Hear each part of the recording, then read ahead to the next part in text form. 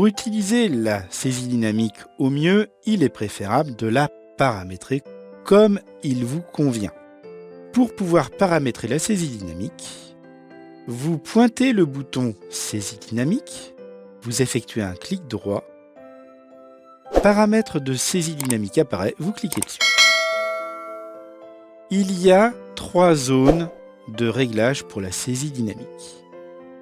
Saisie de pointeur définit la réaction de la saisie dynamique quand vous créez un objet. Activer la saisie de code si possible va vous permettre de paramétrer la saisie dynamique en cas de modification. Invite dynamique vous permet de modifier l'esthétique de la saisie dynamique. Commençons par saisie de pointeur. Si vous allez dans Paramètres, vous allez pouvoir choisir entre un format d'entrée des coordonnées polaire ou cartésien. En dessin technique, le format polaire est souvent le plus pratique, je vais donc laisser polaire. Il propose aussi en coordonnées relatives ou absolues. De même, je vais laisser en coordonnées relatives qui est plus pratique que les coordonnées absolues.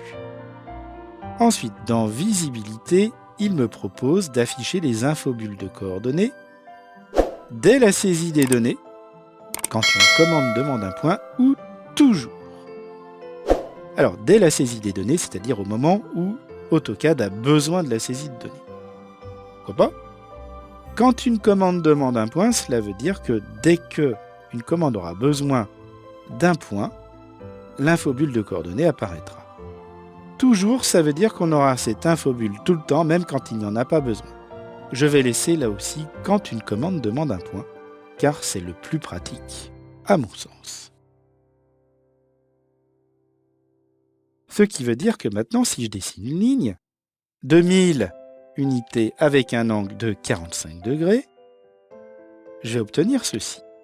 Maintenant, pour la modification, regardez bien ce qui va se passer. Je sélectionne la ligne, je pointe sans cliquer sur une des poignées d'extrémité. Il va montrer les dimensions actuelles, la longueur et l'angle. Si maintenant je clique dessus, il va me proposer la longueur totale et la différence de longueur. Mais pour modifier une ligne, ce n'est absolument pas pratique du tout. Je peux donc paramétrer la manière dont cette ligne peut être modifiée avec la saisie dynamique.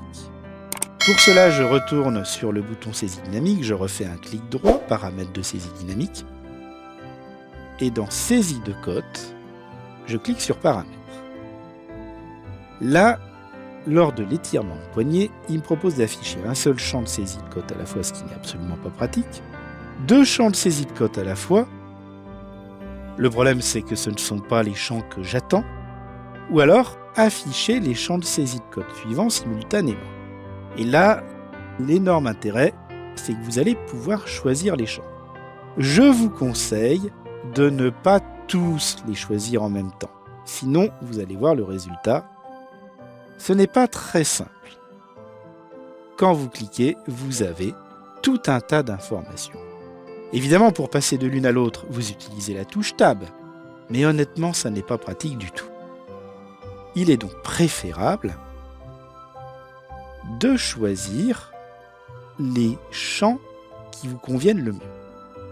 Pour moi, ce qui va m'intéresser, c'est la cote résultante pour les longueurs. Je vais désactiver changement de longueur. Et pour l'angle, je préfère angle absolu par rapport au changement d'angle. Mais évidemment, c'est une habitude de travail. Je vais par contre toujours garder rayon d'arc, qui concerne uniquement les arcs de cercle. Et vous allez voir la différence maintenant. Quand je clique, je n'ai plus 15 000 champs. Je vais avoir le champ de longueur totale et le champ d'angle par rapport à l'est.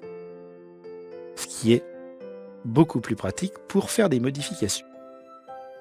Dernière chose, dans Invite dynamique, vous pouvez donc modifier l'apparence des infobulles du dessin.